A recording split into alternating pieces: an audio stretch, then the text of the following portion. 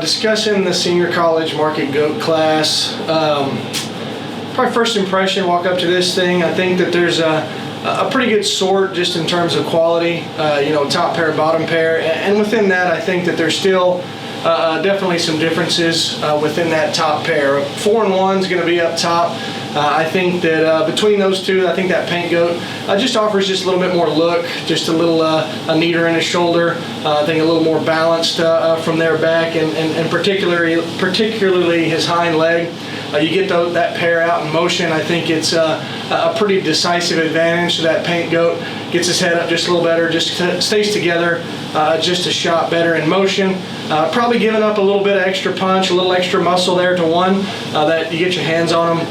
1's definitely got just a little more crease down the top side of his skeleton, got just a little more turn there to his lower leg and to his stifle, just got a little more punch all the way through, but with that I think he's still just a little piecier, a little frailer, kind of gets a little out up front, a little gets in at his hock, kind of wants to get a little Duroc back-legged as he goes, and so I think that those are the differences between those two.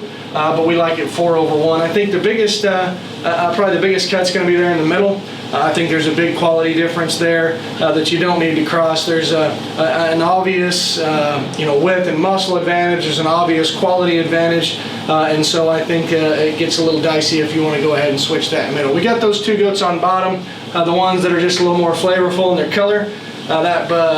Between those two, I still think that there's a difference.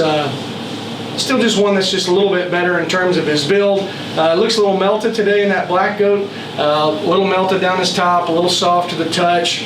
Got his headstand kind of buried in there just a little bit, but I still think you get those goats out, he's still substantially better in terms of his skeleton.